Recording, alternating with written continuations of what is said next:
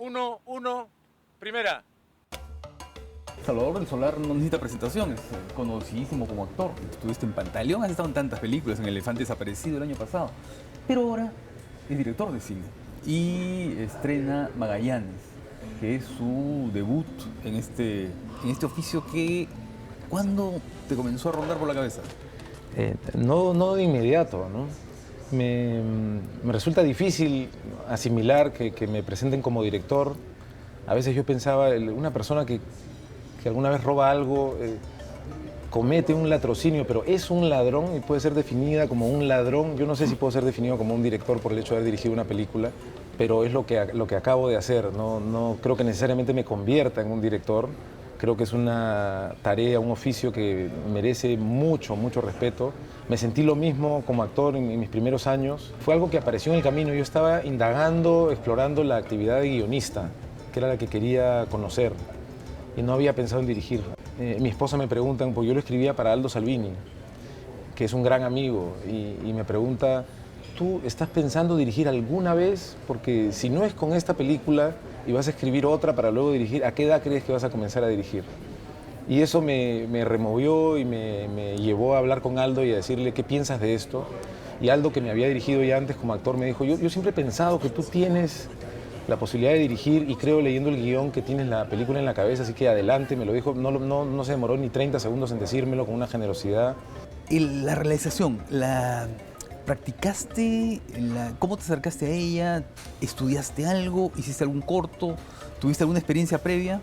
Me traté de familiarizar con algunos libros de gramática cinematográfica para entender un poco de este lenguaje y basarme ya un poco en mi experiencia delante de las cámaras y sobre todo, fundamentalmente, en el apoyo con Diego Jiménez, que fue el director de fotografía, el director colombiano de otras películas como Perro come perro, Todos tus muertos, tratando de que me ayudara a traducir en una preproducción que fue larga, afortunadamente, la historia que yo quería contar, las emociones que quería transmitir en cada momento de la escena, traducirlas en planos. Entonces hicimos un trabajo bastante largo y cuidadoso de cómo sentíamos que se tenía que contar, ¿no? Es La Pasajera, ¿no es cierto? Pero cuando tú llegas a la historia de Alonso Cueto, todavía no estaba publicada como libro.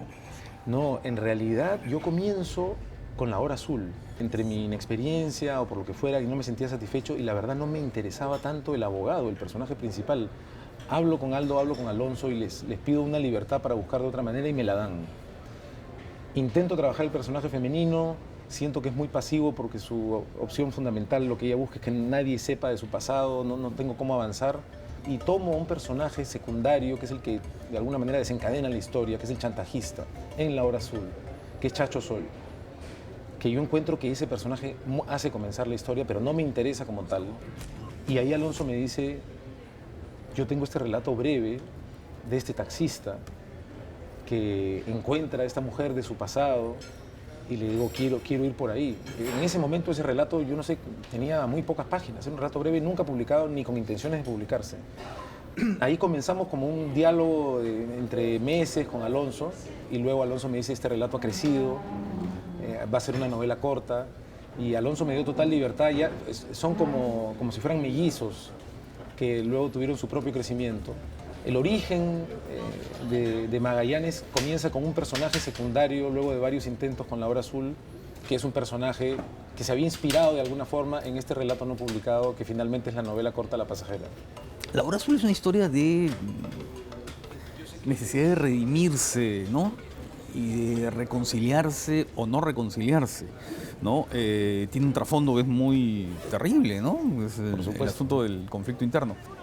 Pero también, como tú has dicho, es una historia de chantaje, y es una historia criminal, y es una historia de acción, y es una historia en la cual hay elementos de thriller, ¿no?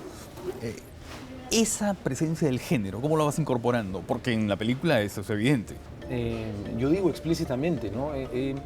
He querido hacer un juego entre plot e historia, entre trama e historia, de tal manera de que el espectador se sienta en la trama, en el género, en una película de acción, de planes, de sobornos, de peligros de no poder lograrlo, de ser atrapado, y que cuando esté instalado en esa trama y con la guardia baja, recibe el golpe de la historia que esta trama traía.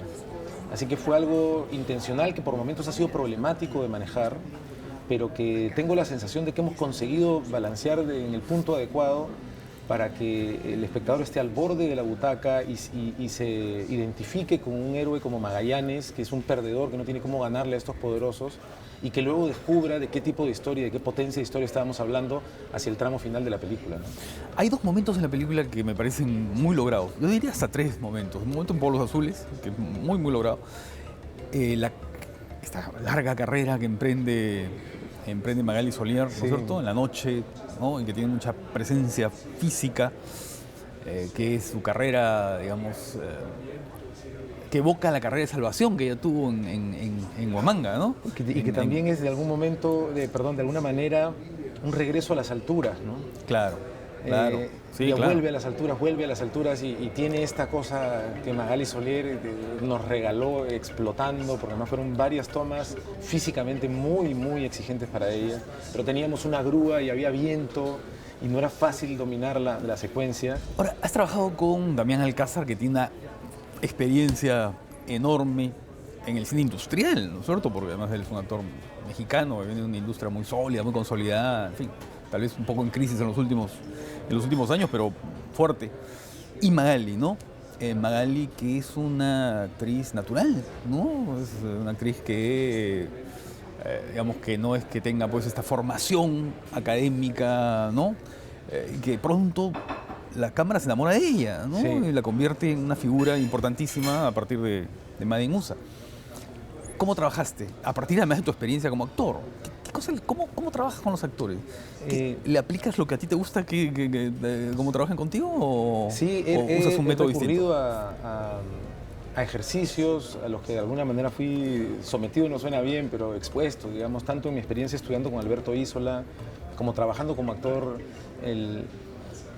A Magali, a la hora de hacerle el casting, hice un proceso de casting como el que me hizo Jorge Ali Triana para una serie en Colombia en la que trabajé con él finalmente luego del casting. ¿Qué consiste? ¿Cómo es? Trabajar 2 escenas que te ayudan a ver cómo el actor se relaciona con el material tal cual quieres rodarlo, y luego pedirle algo que se llama como el momento íntimo o la confesión, o algo que no tiene nada que ver con el guión, que tú le pides, en este caso a la actriz. Magali en ese momento, cuando llegamos a ese punto del casting, comienza a hablarle a la cámara y a contarle una cantidad de cosas y a intercalar el español con el quechua.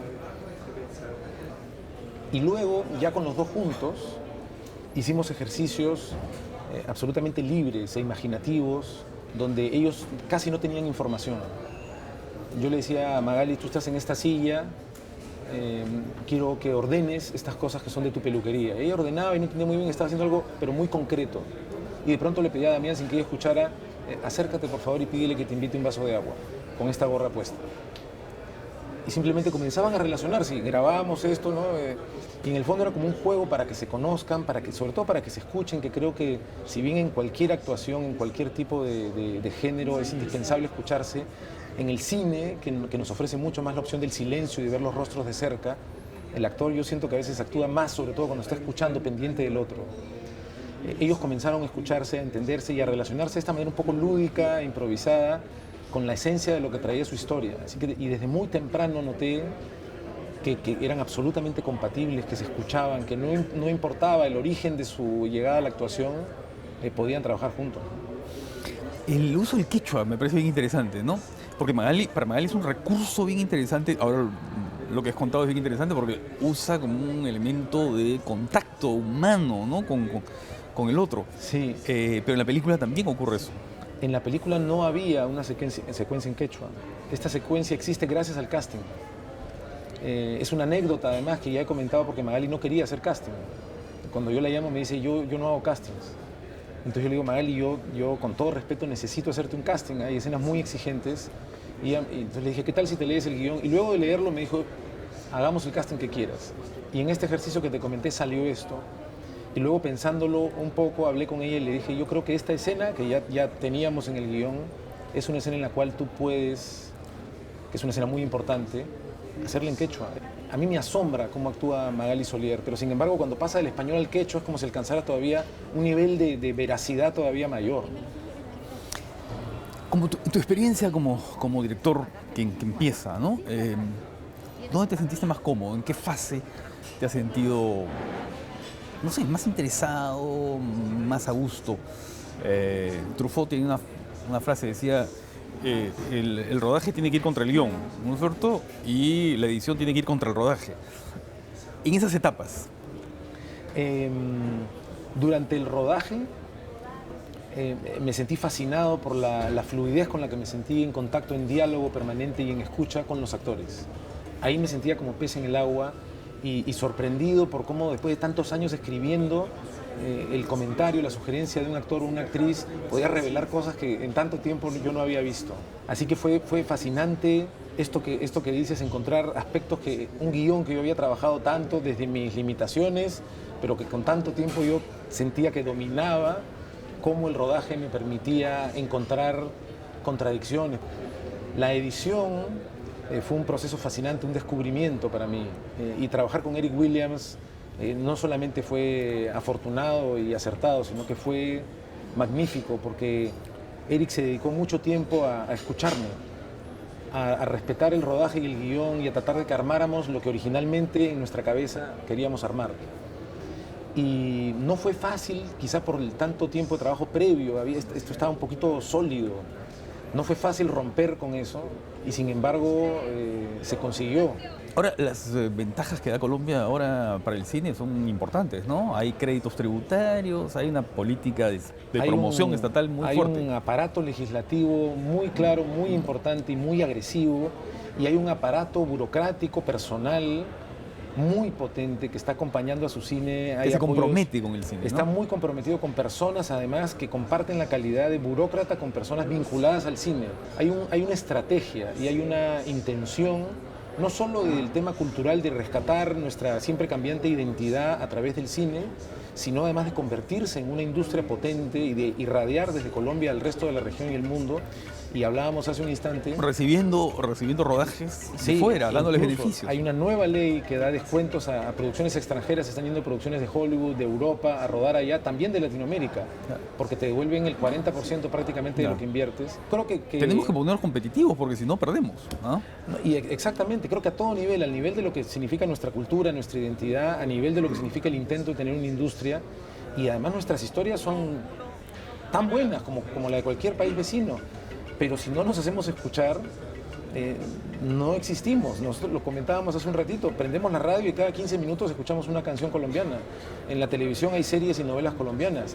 El cine colombiano está llegando a todos lados físicamente con su burocracia y sus películas, y no nos podemos quedar atrás, no por una cuestión simplemente de competencia, digamos, deportiva, no. sino porque de eso se trata el hecho de tener una identidad en el mundo, ¿no? Así es. Muchas gracias, A ti, Salvador. Ricardo, muchas gracias. No tienes ni mierda, huevón. No tienes nada. Este huevón va a terminar pagando. Yo lo conozco.